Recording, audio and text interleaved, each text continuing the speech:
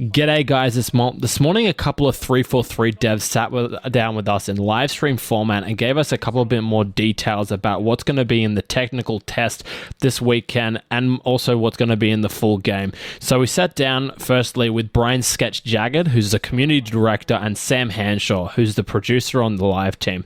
So what we first saw was a bit of live gameplay. I really wish that other games would do this. Like, we don't really have this a lot with Call of Duty, and another game that I really want them to do this with at the moment is Battlefield 2043. We really haven't seen any raw footage. So as you can see in the background, we have the Pulse Carbine and the Commando, and basically the devs talking over some gameplay. So I'll leave that running in the background for a little bit for you guys at the moment.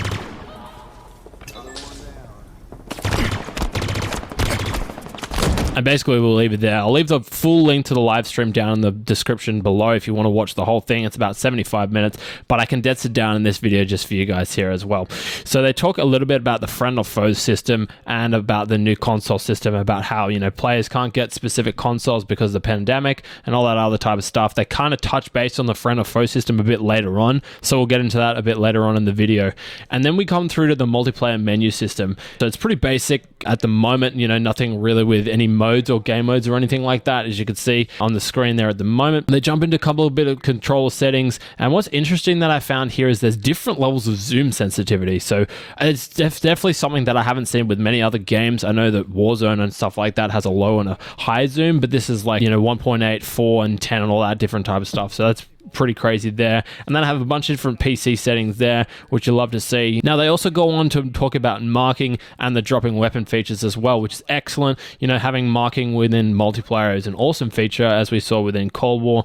If, you know, people don't always necessarily run around with mics within multiplayer, so marking the enemy, tell your teammates where the enemy are, is definitely a great feature. And dropping your weapon as well. You know, if you got your buddy coming in, he wants to try out the rocket launcher or one of the new SKU guns. Also, another feature they touch base on is the auto mantle feature.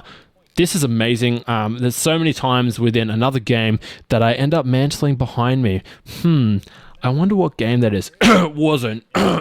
Sorry, something's talking in my throat.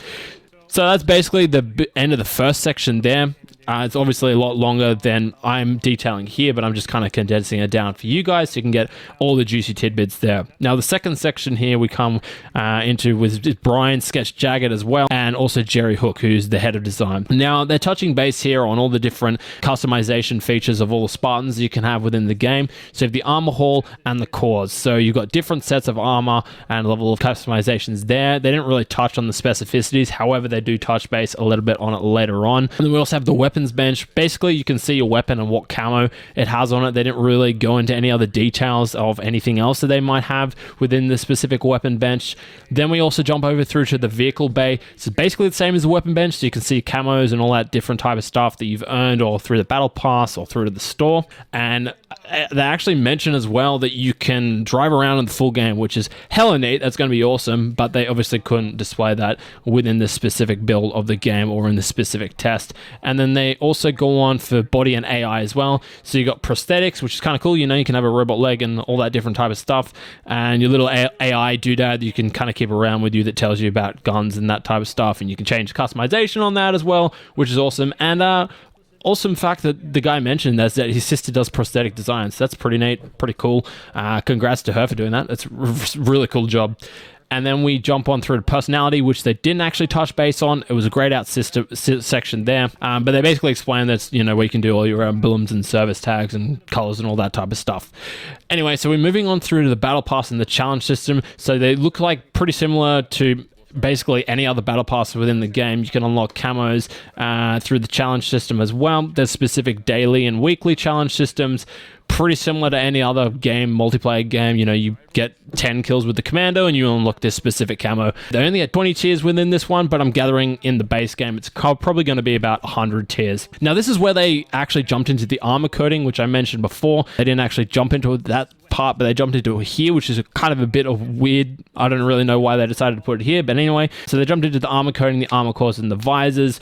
basically a whole bunch of different armors, you know, like red and blue, green, orange, purple, all that different type of stuff. They kind of like really skimmed over it. They didn't really touch base a lot on the specific armor coatings. And then the armor cores, you know, they're different armor sets and that type of stuff. And then the visors, you know, red, blue, orange, and all that stuff as well. And also one thing that they didn't touch base on this, but has been revealed, is that they're going back through to a credit system similar to Reach. So that's going to be really good. You're going to be able to unlock these different types of things, not only in the store, but also in credits that you earn in game, which definitely going to increase player satisfaction that they're actually earning stuff that they're getting. And then they also touch base on the armor kit as well. So kind of a bit strange. I didn't really understand what they were talking about here. If you guys knew what they were talking about, put it in the comment section below.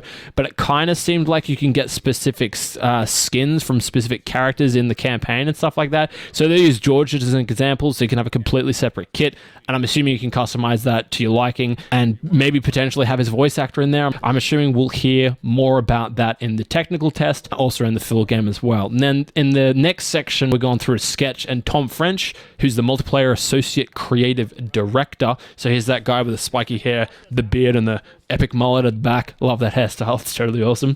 And here we're going to go on through to the academy. So basically weapon drills, you got different types of bots, 3 different tiers. So we have the first tier, which they're just, you know, they kind of run across the screen. They don't really do anything. Don't really shoot back. Sounds like my Warzone random fills.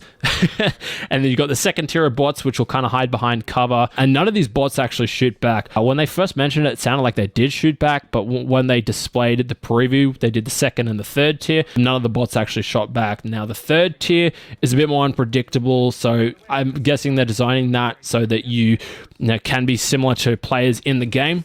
And then they showed off the heat wave as well, which is the weapon that we saw in the trailer that kind of looked like a fuel rod cannon, but it was like a mix with the plasma rifle, so it was pretty cool. They showed a bit of haven't actually seen it in first person before. This is the first time we're seeing it in first person, so that's pretty nifty. It's pretty cool.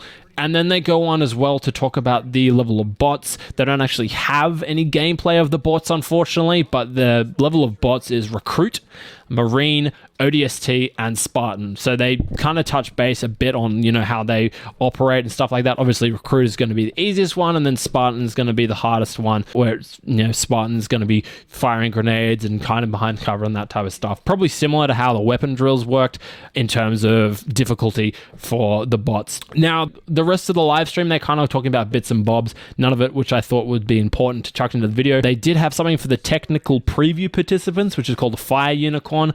I don't really play much of Master Chief Collection, so I don't know what this is, but they kind of mentioned that was throughout 5 and Master Chief Collection, which is pretty cool. You know, something for the technical preview participants to be able to show off through to their buddies. And then at the end of the gameplay, they released another full gameplay of a 4v4 on one of the maps. Anyway, guys, that'd be it for what they revealed today. If you enjoyed this type of content, you want to hear anything else about Halo Infinite or any other educational FPS content, then make sure you subscribe to me with post notifications on so you never miss a single one of my videos. I'll see you guys in the next video. Take care and peace.